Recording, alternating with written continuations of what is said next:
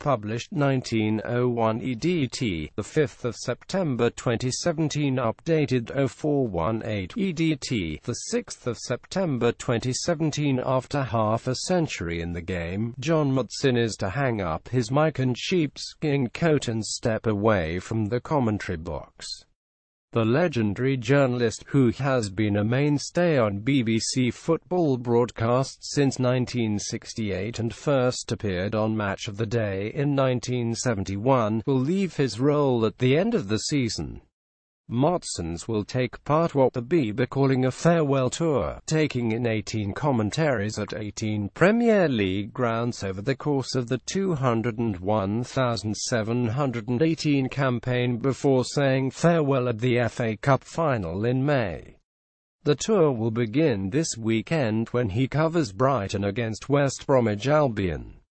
John Motson will hang up his microphone at the end of the 201,718 season. Motson will cover his final game at the FA Cup final in May after 50 years with the BBCBy. Then, his familiar voice will have occupied the airwaves for fully 50 years.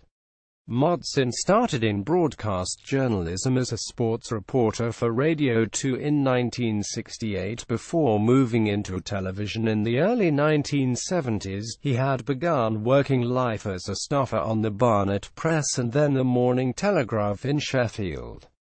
The FA Cup replay between Hereford and Newcastle in 1972, made famous by Ronnie Radford's giant-killing strike, provided Motson with the launching board he needed to propel himself into the public consciousness. In the years since, he has covered 10 World Cups, 29 FA Cup finals, 10 European Championships and in excess of 200 England games.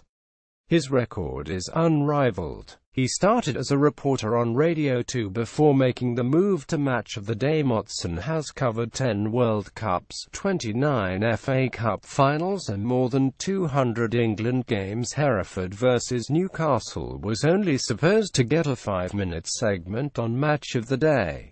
Then Ronnie Radford scored from 30 yards and John Motson's career was launched with the words, "Oh, what a goal, Radford the scorer," and the crowd are invading the pitch.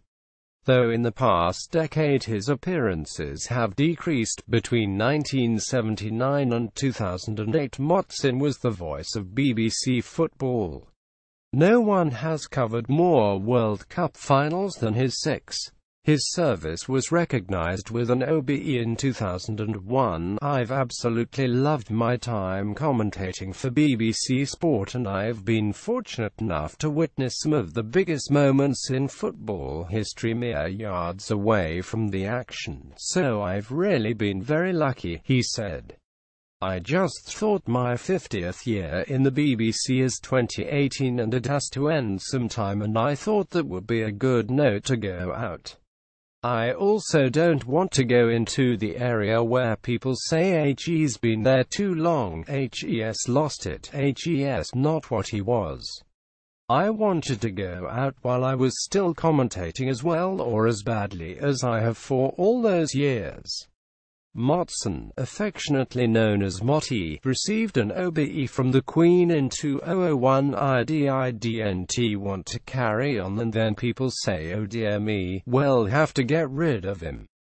BBC Director of Sport Barbara Slate said John Motson is a real asset to the football world and he will be sorely missed. It isn't hard to see why he is so highly treasured, not just by the BBC but also by the nation, due to his instantly recognizable voice, wonderful sense of humor and his incredible dedication to the sport. As he moves on from commentating for BBC Sport, we wish him the best of luck for the future. Long-serving football commentator John Motson will end his 50-year association with the BBC at the end of the season.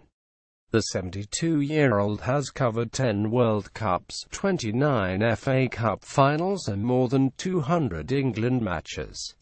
He is renowned for an encyclopedic knowledge of the game and the occasional on-air gaffe.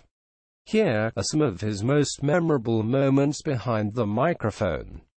Here's Gascoigne. Oh brilliant, oh yes, Paul Gascoigne scores the goal against Scotland at Euro 96. Hold the cups and glasses at home. You can smash them now. David Beckham has scored for England. David Beckham's breakfast time penalty against Argentina at the 2002 World Cup.